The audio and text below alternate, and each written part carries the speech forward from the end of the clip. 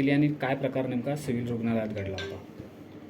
काल रात्री एक इसम 24 वर्षाचा अंदाजे चेस्ट पेन म्हणून ॲडमिट झाला 3:45 दरम्यान आणि ते ॲडमिट केल्यानंतर त्याच्याबरोबर जे बरेचसे नातेवाईक होते, बरेचसे ड्रंकर वगैरे होते आणि त्यांनी मग आमच्या तिथे पेशंटला ॲडमिट प्रोसेस करत असतानाही आमचे एक दिव्यांग क्लास 4 सर्वंट आहे, म्हणजे डम अँड डीप आहे, त्या त्यांनी मारहाण केली, त्याला चाकू पण दाखवला आणि डॉक्टरशी पण त्यांनी मिसबिहेवियर केला आणि पेशंटला मायकार्ड इन्फेक्शन होतं, त्याच्यामुळे त्याची डेथ एक 5:30च्या दरम्यान त्याची डेथ झाली. पण त्याच्या आधीच त्यांनी सगळं धिंगाणा केला होता. पेशंट सिरियसच होता आणि या सगळ्या गोष्टीची काळजी डॉक्टरांनी ट्रीटमेंट दिली, वेळोवेळी सगळ्या गोष्टी केल्या होत्या, काही कारणच नव्हतं. पण अंडर अल्कोहोल इन्फ्लुएन्स असल्यामुळे त्या नातेवाईकांनी मामा आणि ब्रदरला चाकू पण त्यांनी दाखवला आणि आमच्या डॉक्टरशी पण त्यांनी मिसबिहेव केलं.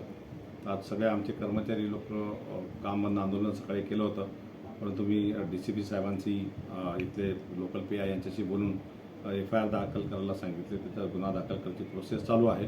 त्याच्यात गुन्हा दाखलचं ॲश्युरन्स दिल्यानंतर त्या लोकांनी काम बंद आंदोलन थांबवले. परंतु माझं एकच मत होतं की आपलं रुग्णसेवा देणं हे गरजेचं आहे. त्याच्यावर कोणी त्याच्यावर असं काही आंदोलन करू नये. मी आवाहन केलं त्याच्यावर ते आंदोलन नाही, आपलं हॉस्पिटल चालू आहे.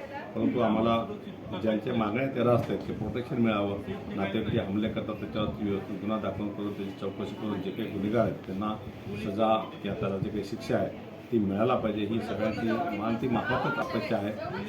इथे आम्ही रुग्ण बरे करण्यासाठीच आहे, त्या दृष्टीनं आम्ही प्रयत्न करतो. परंतु हे नातेवाईक जर असं वागत असतील, डॉक्टर काही म्हणजे देव नाही की तुम्ही प्रत्येक पेशंट आले त्यांना आम्ही म्हणजे ते बरेच होऊ शकतो. हार्ट अटॅक आहे, क्लिअर कट हार्ट अटॅकचा केस आहे, त्याच्यात त्यांनी सगळ्या गोष्टी केल्या, ICUला पण ठेवलं आणि सगळ्यात आपल्याकडनं सगळे मॅनेजमेंट प्रॉपर झालेली आहे. त्या व्यतिरिक्त त्यांनी आल्यापासूनच त्याचा तो मूड तसा होता आणि अंडर इन्फ्लुएन्स असल्यामुळे बहुतेक ते आल्यापासूनच त्याची दमदाटी करणं आणि ते मारहाण करण्याच्या मूडमध्ये चाकू वगैरे सोबत त्यांच्या आमच्या लोकांना त्याच्या भीतीचं वातावरण होतं रात्रभरापासून. परंतु मी त्यांना ॲश्युरन्स दिले आणि वरिष्ठ पोलीस निरीक्षक आणि DCPशी बोलून तिथे प्रोटेक्शनची व्यवस्था करण्यात रात्री त्यांची त्याची घाण असते पेट्रोलिंगची, त्यांना पण तिथे 1-2 चक्कर मारण्यासाठी सांगितलेलं आहे.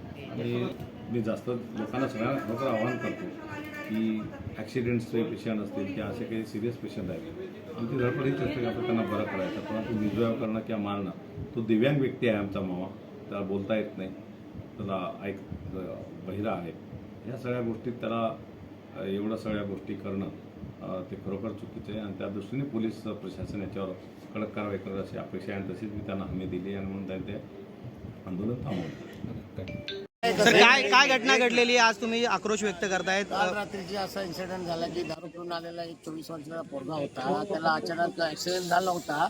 ॲक्सिडेंट झाल्यामुळे त्याला आपण टिसूला ट्रीटमेंट दिली, पण त्याचे जे नातेवाईक होते भरपूर सारे, त्यांनी आमच्या दिव्यांग कर्मचाऱ्याला मारहाण केली, ज्याला ऐकू येत नाही, बोलता येत नाही, त्याला मारहाण केली, आमच्या डॉक्टरांना मारहाण केली, आमच्या स्टाफला मारहाण केली, चाकू दाखवले.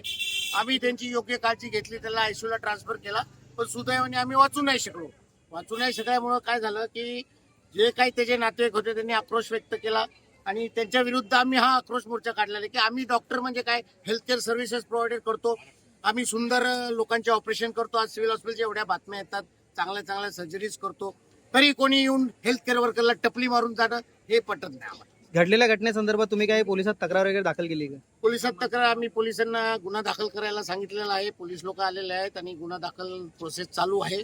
बघूया ते काय आपल्याला सहकार्य करतील नाही करतील आपल्याला माहित नाही. आम्ही सर्व आमच्या परीने प्रयत्न करत असतो. आमचा नातेवाईक म्हणूनच त्या प्रत्येक पेशंटला ट्रीटमेंट करत असतो. तो काल जो रुग्ण आला होता तो एकदम सिव्हिअर MI, त्याला 2 वेळा ECG आपण केलेला, सिव्हिअर MI त्याला होता, त्याची सगळी ट्रीटमेंट आपण सुरू केलेली होती आणि तो पेशंट दगावला. तर ते आपल्या काही हातामध्ये नसतं, पण नातेवाईकांनी चिडून आमचा जो अपंग कर्मचारी आहे त्याला खूप मारहाण केली, त्याला लिफ्टमध्ये मारहाण केली, त्याला बोलता येत नाही, तो घाबरून रात्री आता पण रडत होता. त्याला शेवटी आता आम्ही ॲडमिट केलेला आहे. तो मनाने पण खूप कसलेला आहे आणि वॉर्डमध्ये जे ब्रदर होते त्यांना नातेवाईकांनी चाकू दाखवून चाकूचा भीती दाखवलेली. तर अशा परिस्थितीमध्ये मग आम्हाला सर्व आरोग्य कर्मचाऱ्यांना काम करणं हे खूप अवघड होईल आणि असं होऊ नये. आणि रात्री जे ड्युटीवर पोलीस असायला पाहिजे होते ते पोलीस हजर नव्हते. त्यामुळे आम्ही हतबल होतो का आम्ही जायचं कुठे, आम्हाला प्रोटेक्शन थोडंफार ते असायला पाहिजे. आणि जर नातेवाईक हॉस्पिटलमध्ये चाकू घेऊन येत असतील तर हे खूप गंभीर आहे. मग आम्ही लोकांना रुग्णसेवा कशी देणार असं आहे. आणि यासाठी लक्ष वेळावं म्हणून आम्ही हे 10-15 मिनिटाचं आंदोलन करत आहोत आणि सगळ्या सर्व्हिसेस आम्ही तशा चालू ठेवलेल्या आहेत. आता मी एक इमर्जन्सी ऑपरेशन पण आता हे तुमच्याशी बोलल्यानंतर जाऊन करणार आहे. तो पेशंट रात्री ऍडमिट झालेला आहे. हमारी यूनियन हमारी